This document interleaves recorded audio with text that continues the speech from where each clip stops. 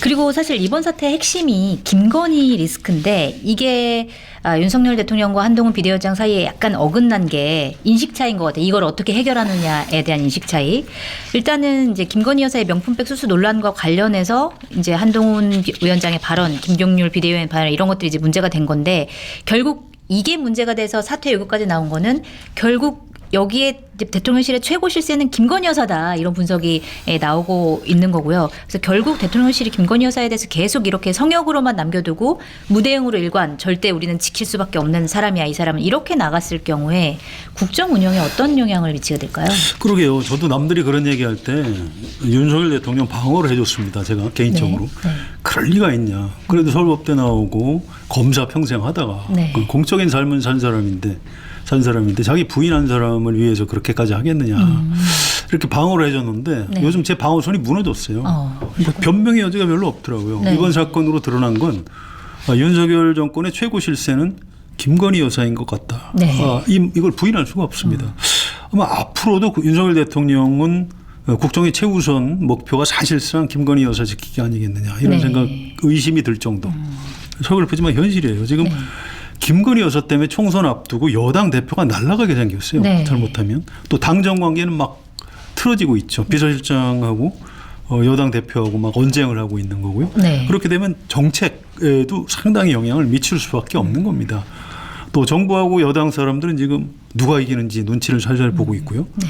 이게 잘못하면 총선 이후가 아니고 총선 전부터 레임덕 비슷한 현상이 벌어질 위험이 있는 겁니다. 네. 이게 굉장히 위험한 상황이고요.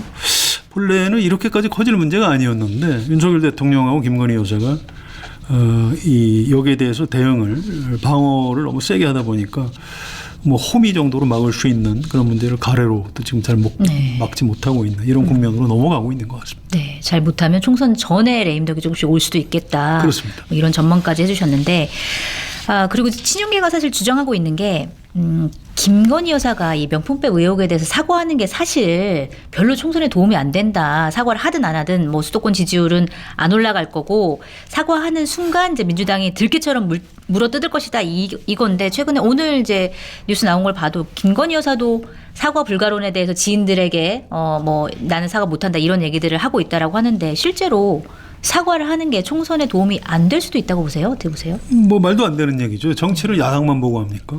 일반 국민을 보고 해야죠. 네.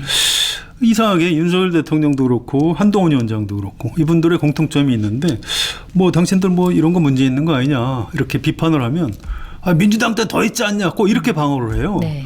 그러니까 자기들 집권한 명분이 반민주당, 반문재인 이걸 갖고 집권을 했는데 좋습니다. 어쨌든 집권을 했으면 네. 그다음에 왜 정권을 잡았는지 뭘 하기 위해서 대통령이 됐는지 총선에서 표를 달라고 하려면 무엇을 하기 위해서 총선에서 다수 의석을 해야 되는지 이런 얘기를 해야 되는데 네. 지금 겨우 김건희 여사 지키려고 지금 이러고 있는 거 아니에요? 지금 말도 안 되는 거 네. 뭐 그런 거고요. 네. 이렇게 글쎄요, 이렇게 이거 야당의 문제로 보는 건 굉장히 좁은 시각이고요. 이렇게 민심에 맞서서 이긴 권력이 있을까요? 없습니다. 옛날 이승만 독재도 결국 4.19로 쫓겨난 거예요. 네. 모든 권력은 국민으로부터 나온다. 대한민국 헌법 1조 2항이죠. 네. 이 말을 항상 명심해야 될 겁니다. 야당만 보고 그렇게 물어뜯을 것이다. 글쎄요. 야당이 물어뜯어도 그게 뭐 별로 설득력이 없으면 국민들이 야당 목소리에 귀 기울이지 않습니다. 네. 알겠습니다. 결국 국민들이 이제 김건희 여사의 명품백 논란에 대해서 화가 나 있는데 이거를 국민들의 요구를 좀 받아들여줘야 되는 측면이 있다. 이런 이제 분석을 해주신 것 같고요. 그다음에 사실 이 사과도 사과인데 윤석열 대통령이 신년 기자회견을 안 하는 것도 사실 논란이 되고 있거든요. 그래서 지금 나오는 뉴스들을 보면 신년 기자회견을 안 하고 대신 뭐 KBS 같은 언론사 하나를 불러서 그냥 단독 인터뷰를 진행할 가능성이 크다. 이런 보도가 나오고 이거에 대한 이유는 김건희 여사에 대한 질문을 방어하기 위한 거다. 이런 분석이 나오는데 국민과의 소통에 계속 문을 닫고 있는 거 아니냐라고 하는 비판에 대해서 좀 어떻게 평가하세요? 그렇죠. 기자회견 딱 한 번 했죠. 네. 취임하고서 지금 2년 다 돼가는데 100일 기자회견 딱 한 번 했고요. 그다음에 도어 스태핑 출근길 약식 회견 그것도 중단했고요. 2023년 신년 기자회견도 안 했어요. 네. 조선일보하고 인터뷰하는 걸로 때웠습니다. 올해는 KBS 인터뷰 정도로 때우려고 하는 것 같은데 이 지구상에 기자회견 안 하는 대통령이 어디 있습니까? 기자회견 하기 싫으면 대통령 관둬야죠. 네. 왜 이러는지 모르겠어요. 이거 해도 너무하는 것 같아요. 네. 지금이라도 마음 좀 고쳐먹고 기자회견을 하는 게 옳습니다. 네. 거기서 이제 김건희 여사 질문이 나오면 그거에 대해서 받아야죠. 네, 네. 받고 대답을 하고. 아니 뭐 거기서 아니 나는 그렇게 생각하지 않는다. 그럼 그렇게 얘기를 해야죠. 네. 솔직하게. 그걸 아예 그 질문을 받지 않겠다. 아 그럼 정치인이 그 일반 국민을 대신해서 물어보는 기자의 질문을 안 받겠다? 아 그럼 정치를 왜 해요? 이건 지금 말이 안 되는 일이 벌어지고 있는 겁니다. 네. 알겠습니다. 자, 그리고 한동훈 국민의힘 비대위원장이 이제 취임 한 달이 됐고 지금 한 달째 뭐 사퇴 요구를 받는 지경에 이르렀는데 사실 그 한 달 동안 전국을 쭉 순회를 하면서 여러 가지 이제 발언들이 주목을 받기도 했고요. 전반적으로 봤을 때 한동훈 리더십 한 달 어떻게 평가를 좀 하세요? 그 여의도 사투리를 안 쓰겠다는 네. 표현을 썼는데 그랬었죠. 여의도 사람들도 지금은 안 쓰는 옛날 사투리를 구사하고 그래요? 있는 것 같아요. 어떤 건가요? 어디 지역에 갈 때마다 뭐 내가 여기서 학교를 다녔다. 네. 뭐 그리고 뭐 부산에서 뭐 롯데가 우승할 때 뭐 그 1992년인가요? 네, 티셔츠 입고. 티셔츠 입고 네. 뭐 어쩌고 저쩌고. 뭐 이게 지금 왜 이럴까요? 또 이제 가는 데마다 뭐 저 셀카 네. 사진 같이 찍자 그러면 그거 해주고 뭐 사인해주고 또 차기 대선 주자 지지도는 막 급상승하고 네. 이러다 보니까 이 팬덤에 약간 이 휩싸여서 이 좀 약간 정신을 못 차리는 것 같아요. 네. 전 지금 한동훈 위원장의 눈이 차기 대통령에 가 있다고 생각합니다. 이번 총선이 아니고 네. 말은 뭐 이번 총선 승리가 목표다. 이번 총선 때까지 나를 다 소비해달라 이렇게 하지만 네. 이제 물론 이제 총선에서 승리하면 자기가 곧장 차기 대통령처럼 되는 거고요. 그 다음에 2027년인가요 대선이? 네. 네, 그때 진짜 대통령이 올라가는 거고 아마 약간 좀 붕 떠 있는 상태인 것 같아요. 네. 그래서 굉장히 좀 위험한 상태고요. 조금 스스로 쿨다운을 할 필요가 있는 것 아닌가. 한 달 동안 뭔가 열심히 하긴 했는데 자기 개인 그 지지도는 올라갔어요. 주로 고연령층에서 올라갔어요. 네. 60대, 70대. 예, 네. 20, 30대는 별 변화가 없고요. 네. 특히 국민의힘 당 지지도는 별로 올라가지 네. 않았어요. 뭐 윤석열 대통령 국정평가가 올라간 것도 아니고 이제 한동훈만 올라간 거고 네. 여권 전체는 별 변화가 없는 겁니다. 아마 윤석열 대통령도 이제 그런 부분에 대해서 좀 서운함을 느꼈을 가능성이 있는 거죠. 네. 알겠습니다. 그리고 이제 한 달 전국 순회를 하면서 뭐 사천 논란 이것뿐만이 아니라 국회의원 정수를 300명에서 250명으로 줄이겠다 이렇게 공약을 내놨는데 이 공약에 대해서는 사실 정치 개혁안이라고 내놓은 거긴 하지만 이거는 사실 따지고 보면 정치 혐오에 기반한 포퓰리즘이다 이런 비판도 많이 나왔는데 요 정치 개혁안들 요것뿐만이 아니라 여러 가지를 내놨는데 요거는 좀 어떻게 평가하세요? 뭐 지금 정책에 대해 말씀하신 그대로죠. 뭐 이게 과거에도 뭐 안철수 의원도 의원 정수 줄이자 김기현 대표도 그랬고 네. 이뇨한 혁신위원장도 그랬고 이 다 이게 정치 혐오증에 올라타서 좀 어떻게 인기를 얻어보자 뭐 반정치 포퓰리즘입니다. 그래서 정치학자들한테 물어보면 국회의원들 세비는 좀 줄이고 네. 의원 정수는 늘려야 한다고 얘기를 해요. 대략 한 450명 정도가 적정 수준이라고 얘기를 합니다. 그런데 네. 이걸 줄이자고요?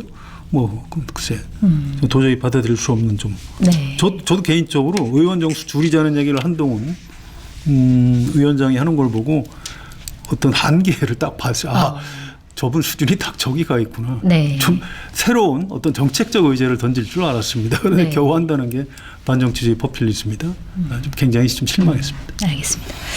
자, 그리고 사실 한동훈 위원장 이제 발언들 중에서 특히 이번 사태의 원인이 된 발언들이 지금 많이 나오고 있는데 이게 김건희 여사 명품백 수수 논란에 대해서 이렇게 얘기했습니다. 전후 과정에서 분명히 아쉬운 점이 있고 국민들께서 걱정하실 만한 부분도 있다라고 저도 생각한다라는 수준이었는데 이게 사실은 직접적으로 비판했다고 보기에는 좀 무리가 있는데 이 발언 수위를 놓고 대통령실 이렇게까지 화가 났나라고 하는 생각이 좀 들기도 한다라고 하는 사람들도 있는데 이 발언의 수위 어떻게 평가하시고 한 위원장은 왜 이렇게 반응을 했을까요? 아니 그런 말도 못하면은 비대위원장을 왜 합니까? 네. 일반 국민들은 그거보다 더 심하게 생각을 하죠. 이건 일반 국민들은 아마 윤석열 대통령하고 김건희 여사가 사과해야 된다 생각하고 특검도 해서 정확히 밝혀야 된다 이렇게 생각할 겁니다. 네. 한동훈 위원장이 한 말은 이거 당연한 얘기예요. 국민이 걱정하죠. 네. 나도 그렇게 생각한다. 당연히 해야죠. 그게 무슨 비판입니까? 이 정도 말도 지금 받아들이지 못하겠다고 생각하는 윤석열 대통령하고 김건희 여사 네. 이분들은 무슨 외계인인 것 같아요. 도저히 전 이해할 수 없고요. 네. 명품백 받은 게 그럼 진짜로 아무 문제가 없다는 건지 지금 이철규 의원도 그런 얘기하던데 아니 그럼 그래서 지금 잘했다는 겁니까? 정말 참 이상한 사람들이에요. 이게 보니까 이게 대통령이 받은 선물은 이제 뭐 대통령실에 뭐 보관한다 이렇게 돼 있는데 이게 해외 귀빈한테 받은 선물과 그냥 이제 수수한 거랑 다른 건데 이거를 또 뭐 사실을 호도한다라고 비판도 있더라고요. 하는 거죠. 보니까. 아니 이게 네. 명백한 뇌물 아닙니까? 네. 뭐 함정 취재든 뭐든 간에. 그리고 받았으면 최소한 김영란법 위반은 되는 거예요. 네. 그럼 거기에 따른 책임은 져야 되는 거죠. 근데 그걸 무슨 뭐 이상한 논리로 뭐 대통령 기록물 어쩌고. 네네. 전 그 말 한 사람도 좀 부끄럽지 않은지 모르겠어요. 아마 집에 가서 좀 얼굴이 빨개졌을 겁니다. 알겠습니다. 자, 그리고 많은 분들이 이제 관심을 갖고 있는 게 바로 그러니까 윤석열 한동훈이 서로 이제 대결 구도를 현재까지는 벌이고 있는데 이게 확전이 될 거냐 아니면 봉합이 될 거냐 이 여부인데 물론 아까 지적을 해주신 것처럼 이준석 전 대표 같은 경우에는 이제 약속 대련이다 이런 분석을 하게 되는데 실제로 왜냐하면 이런 얘기가 나오는 이유는 뭐냐면 한동훈 위원장 입장에서는 김건희 리스크를 어느 정도 덜어낼 수 있기 때문에 이번 이슈로 조금 총선에서 도움되는 거 아니야? 라고 하는 전망 때문에 그런 것 같은데 약속 대련 가능한 걸까요? 어떻게 보세요? 글쎄요. 지금까지 나타난 걸 보면 약속 대련은 아닌 것 같아요. 네. 이제 이준석 대표 나름대로 이제 근거가 있으니까 그런 얘기를 할 거고요.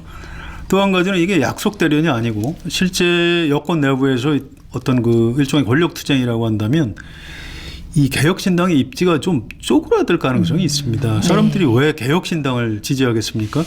윤석열, 한동훈이 한 몸이고 저기 가망이 없다. 네. 그래서 개혁신당을 지지하려고 했는데 한동훈이 좀 입바른 소리를 하네. 그러면 사람들이 그쪽을 쳐다보는 거죠. 여기도 좀 약간 개선의 여지가 있구나 이렇게 생각하는 그런 겁니다. 네. 그럼 한동훈 체제로 국민의힘을 좀 고쳐서도 괜찮겠네. 이렇게 생각하면 개혁신당은 손해를 보는 거죠. 네. 그런 것도 좀 작용을 할 수 했을 가능성이 있다 이렇게 보고요. 네. 그다음에 이게 보수 신문사의 기사에 댓글을 좀 들어가서 제가 봤어요. 그랬더니 자기 윤석열 대통령 찍었는데 너무너무 창피하다. 이런 댓글들이 막 많이 달려 있어요. 네. 그래서 지금 약속 대련으로 보기에는 너무 좀 저열하게 애들처럼 싸우고 있다. 네. 그래서 약속 대련은 아닌 것 같다는 생각. 그렇군요. 사실 이준석 대표 같은 경우에는 지난 이제 토요일에 창당대회를 했는데 그 뉴스가 사실은 월요일에 주요하게 다뤄졌어야 되는데 사실 주말 사이에 또 사퇴 요구 뉴스가 나오면서 좀 쪼그라든 측면도 없지 않아 있는 것 그렇습니다. 같습니다. 이미 피해를 보고 있는 거예요. 지금 개혁신당 뉴스가 막 신문 방송을 타야 되는데 네, 맞습니다. 사라졌죠? 네, 지금 사라졌습니다. 많이.